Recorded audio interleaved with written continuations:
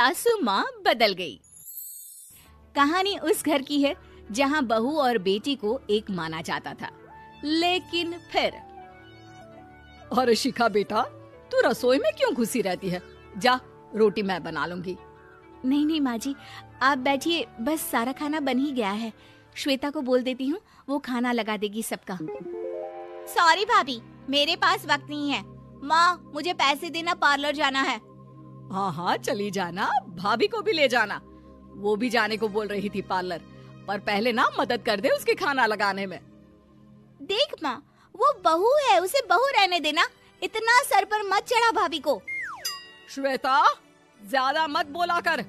बहू और बेटी में कोई फर्क नहीं होता है। जा जाकर काम कर। ननद को माँ का भाभी से इस तरह प्यार करना बिल्कुल अच्छा नहीं लगता। वो बार बार किसी न किसी तरह माँ को भाभी के खिलाफ भड़काती रहती, लेकिन कोई फायदा ना होता। एक रोज, अरे बेटे किशन, जा बहू को कहीं घुमा कर ला।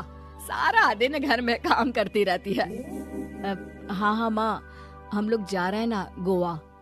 अच्छा जी, भाभी ने तो हमें बताया भी नहीं। वैसे तो सारी पंचायत करती है, ये गोवा वाली बात क्यों छुपा गई हमसे? अरे क्योंकि उसे खुद नहीं पता था बहन। मुझे टिकट सस्ती मिल रही थी तो मैंने बुक कर दिया। हाँ शिखा, पैकिंग कर ले, संडे हम जा रहे हैं गोवा। दोपहर में शिखा पैकिंग कर रही थी कि सास आ जाती है। ये क्या बहू, साड़ियाँ? अरे गोवा जा रही है घूमने या फिर शादी में मायके हैं? माँ जी, ऐसा कुछ है ही नहीं, समझ में नहीं आ रहा क्या रखूं कपड़े में। अरे तेरी और श्वेता की साइज तो एक ही है। उसके कुछ मॉडर्न कपड़े ले ले, आकर लौटा देना। हाँ माँ जी, ये ठीक रहेगा। शिखा श्वेता के पास जाती है और उससे कपड़े मांगती है। ना जी ना, मैं अपने कपड़े ना दूं। वैसे भी फैल जाएंगे मेरे कपड़े, बहुत महंगे वाले हैं। शिखा मुंह लटकाकर कमरे में आ जाती है तो सास कहती है, चल तैयार हो जा, तुझे मैं शॉपिंग करा कर लाती हूँ गोवा की। बस फिर क्या था, सास बहू निकल जाते हैं मार्केट और एक से बढ़कर एक ड्रेस खरीद कर घर आते हैं।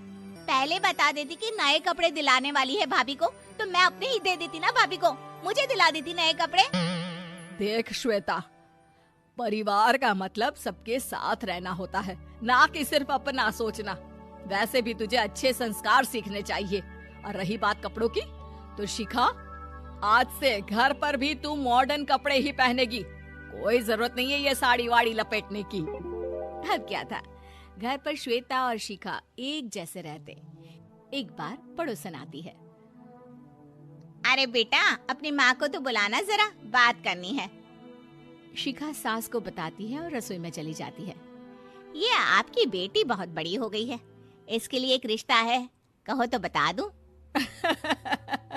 ये बेटी नहीं बहू है, घर में सब एक जैसा ही रहता है। वैसे मेरी बेटी भी बड़ी हो गई है, कोई रिश्ता हो तो जरूर बताना। पड़ोसन रिश्ता लेकर उन लोगों के घर आती है। तब श्वेता की होने वाली सास कहती है, तो ये घर है, कितने मंजिल का है? और ये बहू ने आपकी क्या पहन रखा है, जीन्स टॉप? अरे भाई, साड़ी वाड़ी नहीं है क्या इसके पास?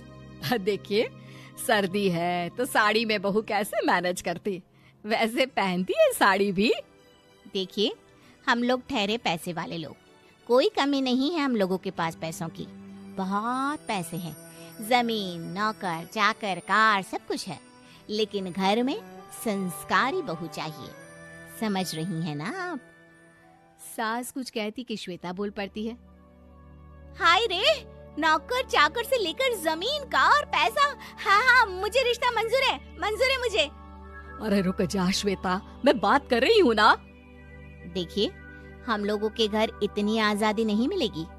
अरे हाँ कर देना माँ, हाँ कर दे जल्दी से। सास क्या करती, बेटी की शादी ऐसे घर में कर देती है जहाँ ना उनके विचार मिलते हैं और ना ही आचार।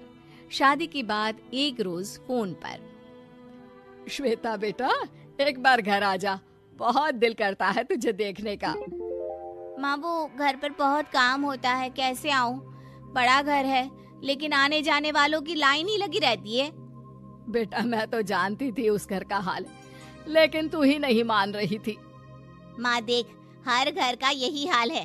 तेरी बेटी को यहाँ घूंघट हटाने की परमिशन नहीं है और एक तरफ भाभी स्कर्ट पहनकर घूम रही है। बेटा मुझे क्या पता था कि मेरी बेटी को ससुराल के नाम पर पिंजरा मिल जाएगा। अच्छा माँ, फोन रखती हूँ, सास को गर्मा गर्म रोटी खिलानी है। तुम लोगों की तरह नहीं कि एक रोटी बनाओ, एक सब्जी बनाओ, फिर सारा दिन फ्री होकर घूमो। सास फोन तो रख देती है, लेकिन सोच में पड़ जाती है कि एक तरफ बेटी जिसे कोई आजादी नहीं, वहीं दूसरी तरफ बहू जिसे देखकर लगता ही नहीं कि उसकी शादी भी हुई है। अगले रोज। शिखा, अरे ओ शिखा। हाँ माँ, क्या हुआ? कुछ चाहिए आपको? मैं जिम जा रही थी। जिम के कपड़ों में बहू को देखकर सास को घूंघट में अपनी बेटी का ख्याल आता है। देख बहू, घर में बहू की तरह रहा कर। इतने टाइट कपड़े पहनकर जिम जाना पसंद नहीं मुझे। जा जाकर रोटी बना। रोटी? माँ अभी तो शाम के 6 बजे हैं, इस वक्त रोटी? अब क्या मेरे खाने पीने पर भी पहरा है? अरे जब मर्जी तब मैं अपने घर में खा भी नहीं सकती क्या? बहू को अजीब लगता है। वो समझ नहीं पाती कि जो सास कल तक इतनी सपोर्टिव थी, उन्हें अचानक से क्या हो गया। वो किचन में जाती है, गरम रोटी के साथ 2 तरह की सब्जी, रायता, सलाद सब लेकर सास के पास आती है। माँ जी, खाना। इतना सारा खाना? राक्षस समझा है क्या मुझे? रोटी मांगी थी मैंने गर्मा गर्म बस। पर माँ जी, रोटी खाती किससे आप? सब्जी तो बनानी थी ना। अरे भूख मर गई मेरी तेरी बहस से। जा जाकर काम कर, अंदर पूरी रसोई साफ कर। बहू अंदर चली जाती है। थोड़ी देर में श्वेता घर आती है।